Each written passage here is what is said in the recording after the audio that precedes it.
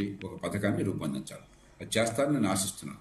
సరే, ఇప్పుడు 74 లక్షల కోట్ల దిగుమతులు మనం చేసుకుంటాం. దానిలో ఈ 4 కలిపిన ఇప్పుడు బంగారం, పెట్రోల్, డీజిల్, ఆ తర్వాత ఆయిల్ పామ్. ప్రధానమంత్రి అది కూడా చెప్పారు, ఆయిల్ తగ్గించండి అని చెప్పి. తగ్గించండి అనే బదులు ఆయిల్ పామ్నే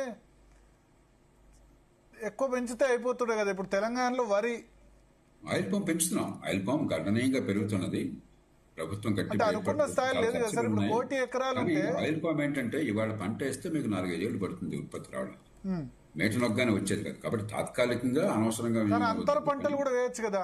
ఆలోపు అంతర పంటలు ఇవి చాలా రోజుల నుంచి ప్రయత్నం జరుగుతుంది. 1 కోటి ఎకరాలు తెలంగాణలో ఉంటే 2 లక్షల ఎకరాల్లో కూడా లేదు. అందరు 50 లక్షల ఎకరాల్లో వరి వేస్తున్నారు. మనం తినేదానికంటే 7 రేట్లు ఎక్కువ వరి. మంచి మాట చెప్పారు. అందుకే నేను చెప్పేది ఆయిల్ పామ్ కావచ్చు. ఆయిల్ పాము మనం $18 బిలియన్ దిగుమతి చేసుకుంటున్నాం. $18-20 బిలియన్. అది తగ్గించవచ్చు. ముందు అంతకంటే ముఖ్యంగా మన రైతులకు ఆదాయం చేకూర్చవచ్చు. ఎక్కడి నుంచో డబ్బులు విదేశాల రైతులకు ఇవ్వకుండా. అదే రీతిలో ఇందాక చెప్పాను నేను, వరి బదులు మనకు పెద్ద అవసరం లేనిది, అధిక ఉత్పత్తి ఉన్నది, బలవంతంగా ఎక్కువ ధరకు ప్రభుత్వంతో కొనిపించేది, పెద్దగా ఆదాయం రానిది, ఆ వరి బదులు ఈ నేపియర్ గ్రాస్ లాంటిది ఏర్పాటు చేస్తే కొన్ని లక్షల టన్నులు, దాదాపు 1-1.5 టన్నుల ఇంధనం ఉత్పత్తి చేయొచ్చు. కాబట్టి మన వ్యవసాయాన్ని అటు ఆయిల్ పామ్ కావచ్చు, ఇటు ఇంధనం కావచ్చు, దానికి సరిగ్గా ఉపయోగించుకుంటే రైతులకు ఆదాయం పెరుగుతుంది, విదేశాల నుంచి దిగుమతులు తగ్గిపోతాయి, ప్రభుత్వం బలవంతంగా ఖజానా డబ్బు ఖర్చు పెట్టి సేకరించాల్సిన అవసరం ఉండదు, వాతావరణ కాలుష్యం పోతుంది.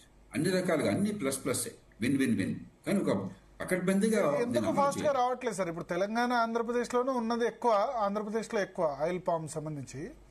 అంటే ఇటీవల కాలంలో మీరు గమనించినట్టయితే ఆంధ్రప్రదేశ్ కొంచెం ముందంజలో ఉంది. ఆయిల్ పామ్ కావచ్చు, ఇతర హార్టికల్చర్ కావచ్చు. మీకు తెలుసో లేదో, తెలంగాణతో పోలిస్తే ఆంధ్రప్రదేశ్ లో వరి ఉత్పత్తి 3వ వంతే ఉంది. మామూలుగా అన్నపూర్ణ అనేవాడు ఆంధ్రప్రదేశ్. ఆంధ్రప్రదేశ్ రైతులు గత 10-15 ఏళ్ళుగా కొంచెం ముందు చూపుతో ఈ వరి ఎదుగుబోదులైన వ్యవసాయం అని చెప్పని పళ్ళ తోటలకి ఆయిల్ పామ్ కి వెళ్ళిపోతున్నారు. ఆయిల్ పామ్ వగైరా గణనీయంగా పెరిగినాయి, వరి గణనీయంగా తగ్గిపోయింది. తెలంగాణలో వరి గణనీయంగా పెరిగిపోయింది, దాదాపు 3 రెట్లు పెరిగింది గత 10-15 ఏళ్ళు. ఇది తెలంగాణకు అవసరం ఉన్న దానికంటే 7-8 రెట్లు ఎక్కువ పండిస్తున్నారు. మనకేమిటంటే మెట్ట ప్రాంతాలు గతంలో ఉన్నాయి కాబట్టి వరి చాలా గొప్పదన్న భావాన్ని మనం ప్రజల మనసులో కలగజేశాం. కాబట్టి ఇరిగేషన్ వచ్చిన ప్రతి ఎకరం కూడా ఉచిత విద్యుత్ ఇచ్చి, మీరు బోరు వల్ల బాగా నీళ్లు వస్తే విలువైన నీళ్లను వరి కోసం వాడుతున్నాం. అక్కడ ఫ్రీ పవర్ అయిపోయింది. రెండో పక్కన వరి డిమాండ్ లేకపోయినా కూడా ఎంఎస్పీ విపరీతంగా మార్కెట్ రేట్ కంటే ఎక్కువ పెంచేసి మన పన్నుల డబ్బుతో బలవంతంగా కొని దాన్ని ఊరికే అటు ఇటు పంపుతున్నాం.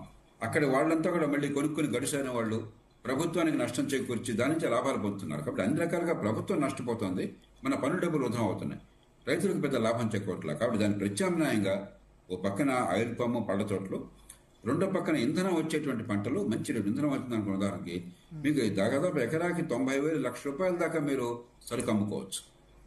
పంటకు వేయడానికి బాగా ఖర్చు అయితే 20,000 ఖర్చు అవుతుంది అంతే. ఇదే నీళ్లు సరిపోతాయి. సార్, ఇథనాల్ బ్లెండింగ్ అన్నది సక్సెసా ఫెయిల్యూరా?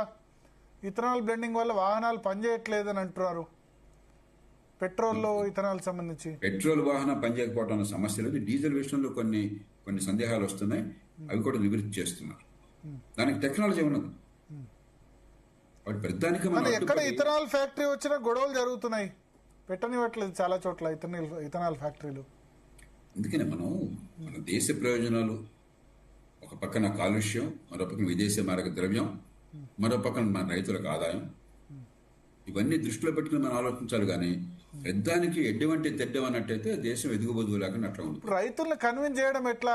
వరి గురించి అయినా వేరే వాటికి తెలంగాణలో అయితే వరి, పత్తి రెండే. అసలు పప్పు ధాన్యాలు, కూరగాయలు చాలా వరకు తగ్గిపోయినాయి. ఇది రైతుల తప్పు కాదు.